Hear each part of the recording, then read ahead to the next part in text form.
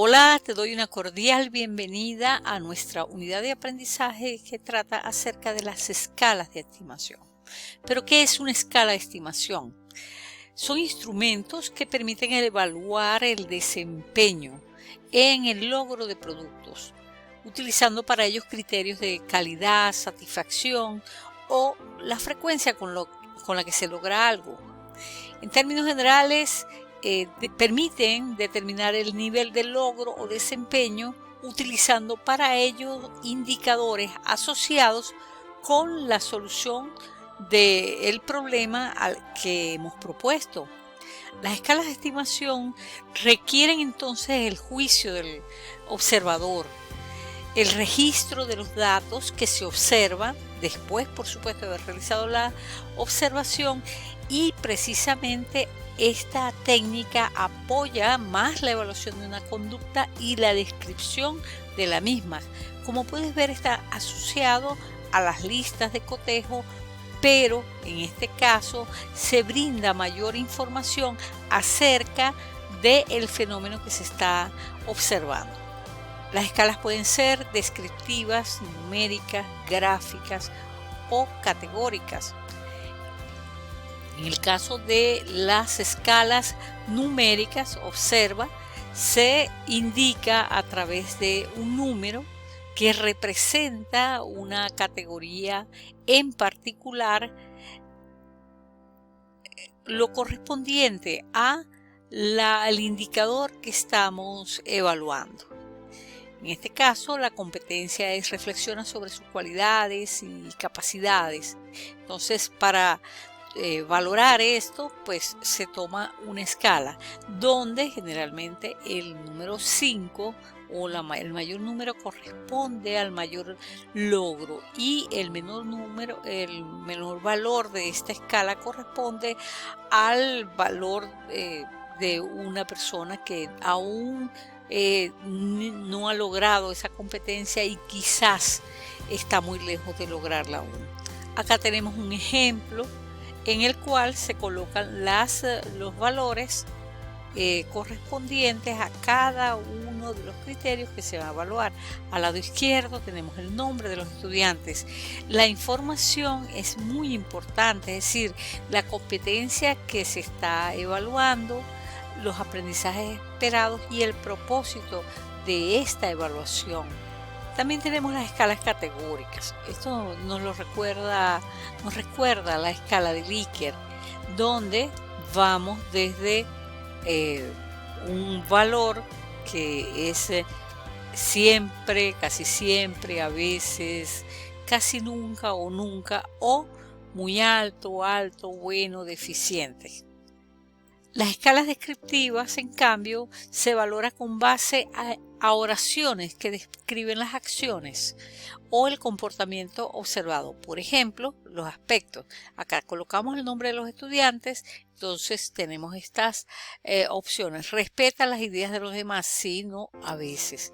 Respeta el orden de intervención de los demás, sí, no, a veces. Se expresa con coherencia en su discurso, sí, no, a veces. Entonces hay unas oraciones que describen las acciones, las resumen, y tenemos entonces acá el evaluador solamente selecciona el aspecto, si ha sido observado o no, o si se ve a veces. También tenemos las escalas gráficas. Estas se pueden representar con una línea horizontal o vertical con rayas diversas que representan el juicio. Veamos cuáles son las ventajas de las escalas de valoración. Primero, que completan la información recogida con otro instrumento de evaluación. Podemos tener un registro de otro tipo y llevar a esta escala, sintetizar la información. Permiten obtener información sobre los comportamientos típicos y la repetición de patrones. Son un registro de conductas observables y, por supuesto, son muy fáciles y rápidas de utilizar. La utilidad tiene que ver como instrumento de evaluación, que es muy práctico, es sencillo, pero al mismo tiempo nos permite valorar conocimientos, habilidades, actitudes, conductas o productos. Es decir, que nos permiten utilizarlo ya sea como una evaluación para la heteroevaluación, para la coevaluación o para la autoevaluación del estudiante. La metodología para elaborar las escalas parte de la definición del objetivo, precisando específicamente el desempeño que se quiere observar o medir, identificar cuáles son esos rasgos observables, los indicadores del logro de las conductas esperadas, los descriptores que se asocian con las conductas esperadas y bueno, finalmente determinar y definir los niveles de logro que puede haber respecto a ese comportamiento que el estudiante ha construido.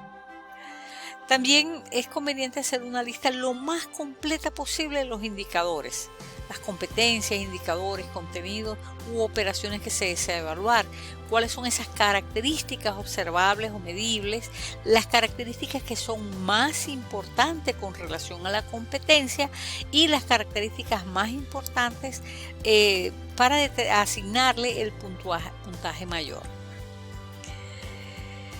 Recuerda que el número conveniente para utilizar las escalas de estimación va entre 3 y 7. Hay que consultar personas expertas cuando se elabora este tipo de instrumento a fin de que demos una validación a la construcción del mismo.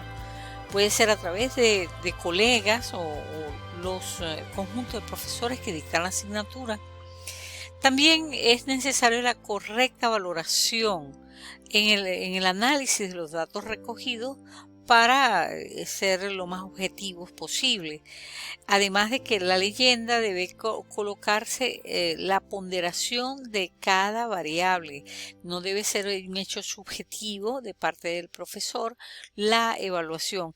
Y por supuesto hay que colocar las instrucciones que he indicado anteriormente para brindar mayor información a otra persona o a los supervisores con respecto a este tipo de instrumento.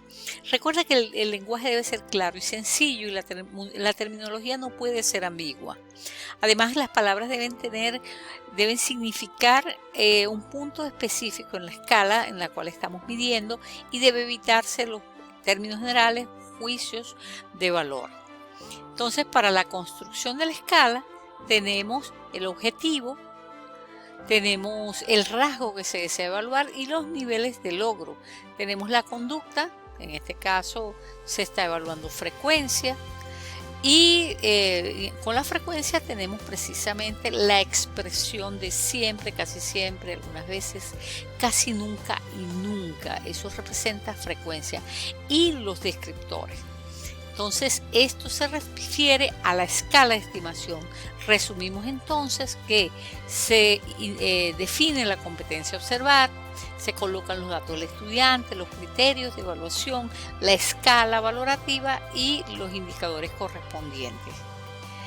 Acá tenemos la información de la Secretaría de la Educación Pública de México que nos indica los niveles para construir escalas de estimación con distintos propósitos que pueden ser frecuencia, adecuación de la conducta, satisfacción, intensidad de una conducta, grado de acuerdo, calidad y cantidad.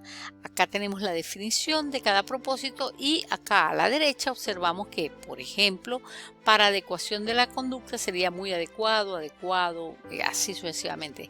Satisfacción, óptimo, notable, satisfactorio, mejorable, insatisfactorio. Intensidad de conducta, excelente, muy bien, regular, suficiente, y así con cada uno de estos criterios. Aquí tenemos un ejemplo de una escala. En esta escala, una escala de Likert, que es una escala en la cual hemos indicado desde el totalmente en desacuerdo hasta totalmente de acuerdo, que es máximo. Por ejemplo, ante la pregunta si a alguien le gusta Netflix. En el ejemplo podemos observar acá las escalas con descriptores de niveles de logro de desempeño que nos indica Tobón en la bibliografía. Entonces, por ejemplo, si se va a evaluar la actuación ante problemas de contexto, entonces tendríamos situaciones como preformal, receptivo, resolutivo, autónomo y el nivel máximo es estratégico. Si es frecuencia, podemos convertir el nunca, casi nunca, a veces, casi siempre, siempre en porcentaje. El nivel muy bajo, bajo, medio, medio alto, muy alto y calidad ausente, básico, satisfactorio o destacado. Entonces, estos descripciones indican pues el logro o el desempeño. Bien, muchas gracias por tu atención. Es tu profesora Nelly Meléndez. Nos encontramos en el próximo video.